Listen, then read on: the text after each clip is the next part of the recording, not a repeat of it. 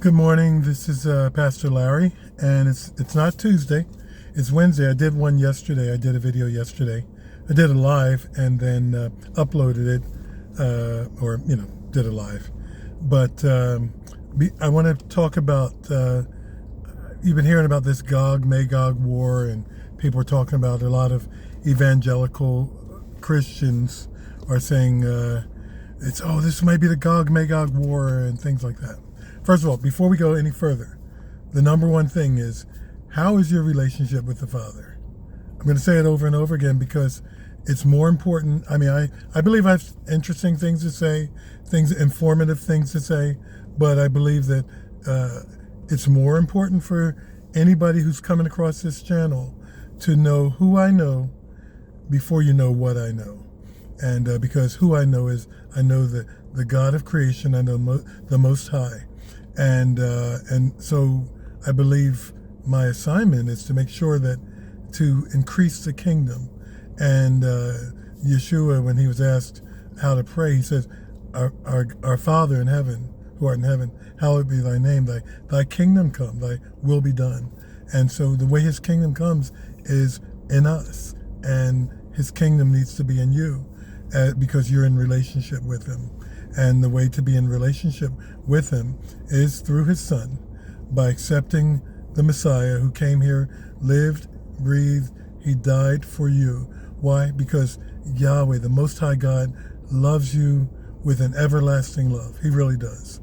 And sometimes it may not seem like it, just because of circumstances. But he doesn't love you because of circumstances, because if that was the case, if he loved you because of circumstances and your performance, then he probably wouldn't love us, or it would be a sporadic love. But he loves you everlasting. He doesn't stop. And so the number one thing is to be in relationship with him. And you get into relationship with him as a result of his Son, who he sent because of his love for you. Excuse me. And so what you do is you just accept him as your Lord and Savior. And then you renew your mind by reading his word and getting around people that are teaching his word, and not just hearing it with knowledge, but take that word and then make it applicable, live that word. And that's really what it's all about. And that puts you in a relationship with him, with accepting his Son, that free gift, and then accepting his word and living his word and being in fellowship with him. And so that's what it's all about. Most important thing. Anyway, so I heard a lady, I watched her channel, Kim Iverson, yesterday. She was talking about how a lot of evangelical Christians are like excited because they believe that what's going on in Israel and Iran right now is a precursor to the Gog Magog War, which is found in Ezekiel chapter 38 and chapter 39. And now I have to say this: I'm not a biblical scholar, but I am a biblical believer. And like when it comes to Greek and Hebrew, I look in Strong's or different concordances. I look in online Bible dictionaries and things like that. I'm not a Greek scholar or a Hebrew scholar, but I'm a biblical believer, which to me would always trump a biblical scholar or a cultural Christian, because I believe what Yahweh has said. And so we're going to talk about that a little bit today. And but anyway, I want to read this. This is found in the book of Joshua, chapter 5, because you're hearing people like these evangelical Christians. They're saying things like, oh, go Israel, pray for Israel, and things like that. And like Lindsey Graham, he's a senator. He's like, game on, pray for Israel. It's not a game. He's talking about game on, pray for Israel. And see, here's what I found in my long life of being a believer. I got born again in 1980, and I'm sorry, 1979. And but here's the deal. What I found is that I can't do something and then ask Yahweh to bless it. I have to do what he blesses. I can't do something and then say, oh, okay, now bless this. If I do what he tells me to do or what he blesses, that's the way this works. And so I'm not I'm not against anybody, or no, actually I am against. Here's what I'm against. I'm against war. I'm for Yahweh, but I'm not against people. I'm against war. And so listen to this. This is Joshua. They're about to go into Jericho. It's chapter 5. And verse 13, I'll pick it up there. It says, now when Joshua was, and I've read this before, back a couple years ago, and it's still appropriate now. Listen to this. Joshua chapter 5, verse 13. Now when Joshua was near Jericho, he looked up and saw a man standing in front of him with a drawn sword. I'm reading from the Berean Study Bible.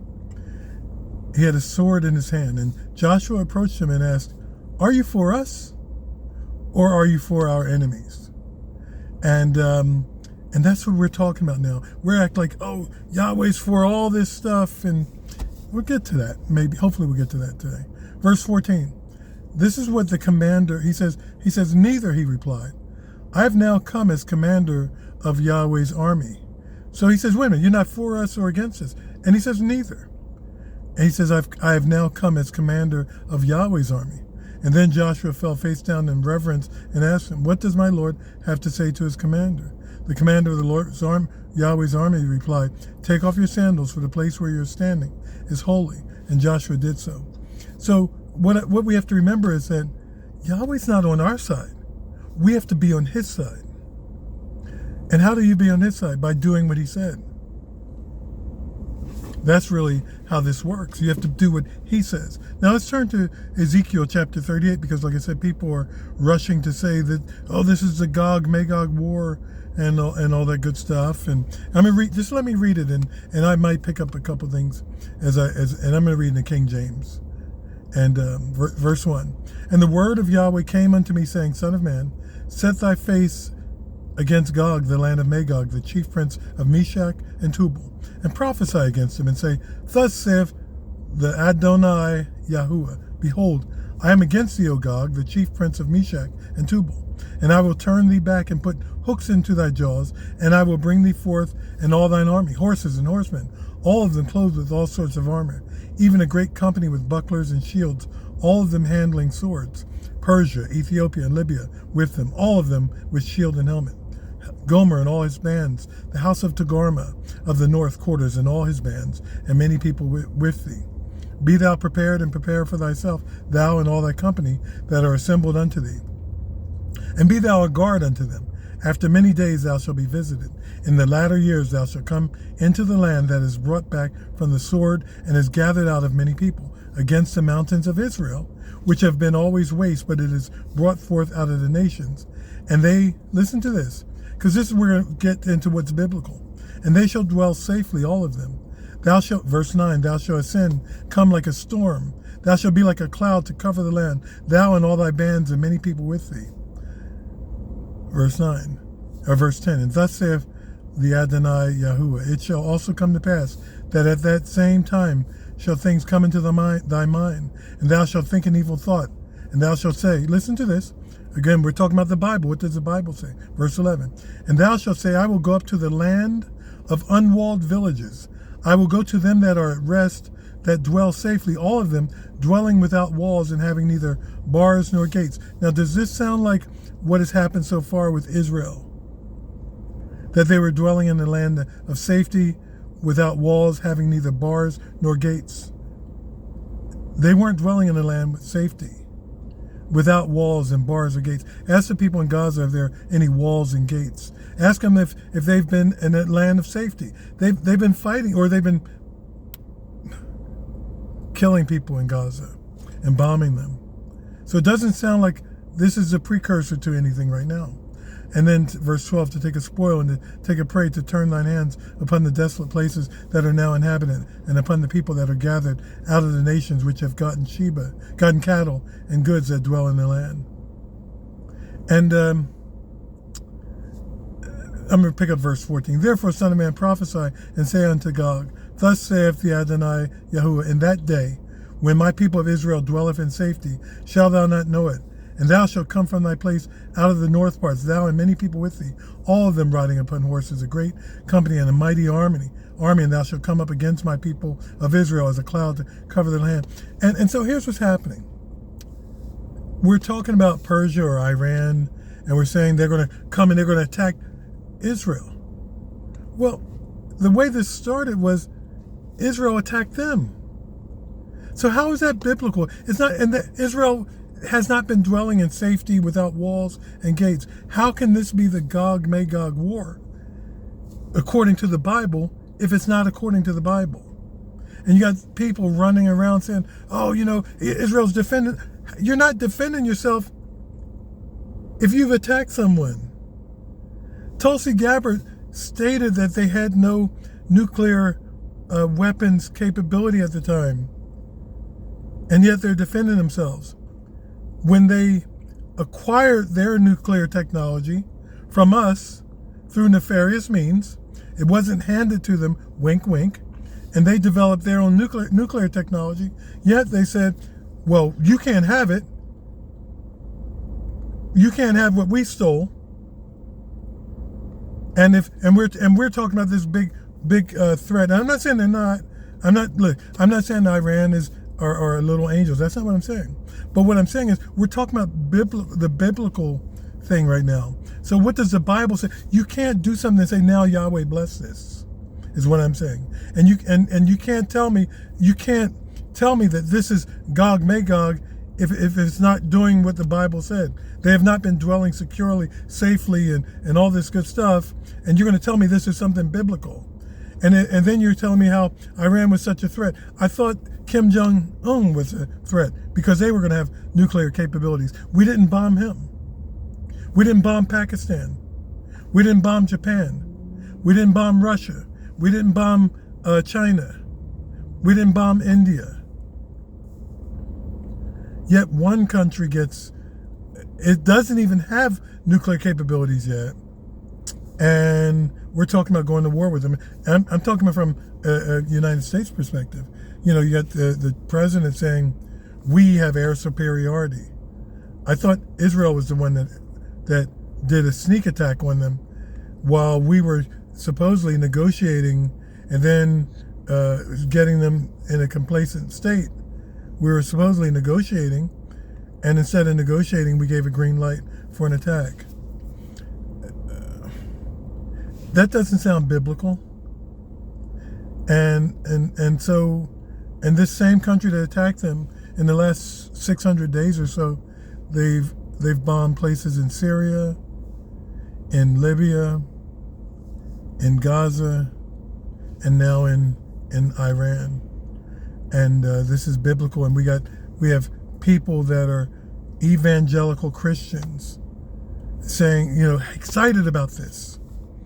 And I don't think we should ever be excited about loss of life. We should be praying for people. We should be praying for the safety, just like that angel, the captain of the Lord's host said. He says, I am on neither side. I'm on Yahweh's side. That's whose side we should be on. And the way we determine if we're on that side is by being biblical. And it doesn't seem like we're being biblical when we're trying to put this stencil of what we have on the Bible and say, this is the Gog Magog War, when Israel was dwelling in safety and securely, and they have been attacked when they were the ones that did the attacking. That does not seem to fit Ezekiel 38 and 39. And then if you read in 39, you'll see that he says later on, he says, go, you read it for yourself. It says that he goes, and he says, now I'm going to bring my people who were in captivity. So how's that work? How's that fit the biblical narrative? If they're still, the people are still scattered that were captives.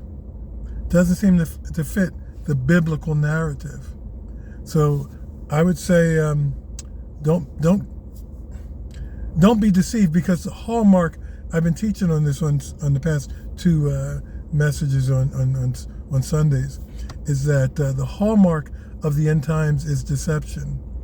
And I said, here's something I said, and that stands to reason, because this whole thing started from deception. Eve was deceived. The enemy's a deceiver. Eve was deceived. And every time you hear about the end days, it's about there'll be a strong delusion. And Yeshua when he was asked by his disciples in Luke 21 and Matthew 24, they said, what will be the signs of the end time? And the very first thing he said is, he says, it's incumbent upon you to not be deceived. And I say this a lot, which is the antidote for deception is the truth. And Yeshua said, he says in John 17:17, he says, thy word is truth. And so what we need to do is not listen to cultural Christians or evangelical Christians, but biblical believers. I'm not saying that people who call themselves evangelical can't be biblical. That's not what I'm saying. But I want somebody who's telling me what the Bible is saying, not what they are surmising, saying, oh, this is the Gog Magog War, and they're excited and giddy about people being killed when they had a sneak attack going on. And we're saying, now we need to pray for the people who did the sneak attack. When the captain of the Lord's host says, I'm on neither side. Because we can't do something and then say, Yahweh bless us. Particularly if you haven't, like I read this, I shared this yesterday when Jacob was about to go and meet up with Esau after Yahweh had told him, reminded him of who his name was, that you're Israel, or Yahweh prevails, you'd prevail with God. Jacob made sure that his family, they got rid of all their foreign gods. I think that's in Genesis 35. Or 32, I forget which one. But Jacob said, he said, get rid of your foreign gods. We're going in there in righteousness. We're not going the way, we need to be in righteousness so we can be on his side, not him come to our side. So they got rid of their foreign gods, their earrings and things, and he buried them there. And then they went into the land where there was going to be a potential conflict, and there was no conflict. So it's just something to be said for that, to be biblical, to be in righteousness. And I'm not trying to dump on that country over there in the Middle East, but they're not doing, they're not in the relationship with Yahweh that we're ascribing to them. They're not doing sacrifices. They're not keeping the law the way they were told in the Bible. Again, you can't do the sacrifices because obviously the temple's gone. But I'm saying they're not in this position of righteousness that we're ascribing to them. A lot of people there are, I share my wife, about almost half the population doesn't even believe in the Most High. And so it's a whole bunch of things going on. And again, I'm not trying to talk about them because, like I said, I'm not against anybody, but I am against war. Particularly a war when you're going to now try to blame it on the Most High and say this is the Gog Magog War that he said is in the Bible, and then the things don't line up with the Bible. That's what I'm against. That's what I'm against. And so I'm for you on both sides. I'm for you to have your life. I'm not for your life to be taken because of my ideology or my greed or my fear. You follow? So hopefully, anyway, read the Bible for yourself. Read Ezekiel 38 and 39. And don't read it with the filters that people put on you. Read it with no filters. Let the word tell you what it says, and then make your own mind up. Don't let somebody tell you, this is the Gog Magog War, or this is Armageddon, or this is tribulation. Let Yahweh tell you. It's his word. It's not their word. Again, I'm not a biblical scholar, but I'm a biblical believer. I allow him to tell me instead of me telling him. And I think that's where we are today. So, listen, I just hope this helps you. That's really what this is about. It's not for me to get something off my chest, even though it may seem like it, but I really want people to be biblical believers and not cultural Christians. Because I'll say this over and over again. Culture can change. The Bible doesn't. So when the winds come, the sands and the rains, and it says he that built his house on the rock, on the word, who is a believer, the winds and the rain, everything came against it. The house still stood. But the one who is in the cultural Christian, when the winds and the rain came and all that, it was on shifting sand. I'd rather be built on the Bible than on culture, than on what you say about what Yahweh said. And so I pray the best for you. I pray that you have the peace of the Most High, and that this is the best day of your life, you and your family. Shalom.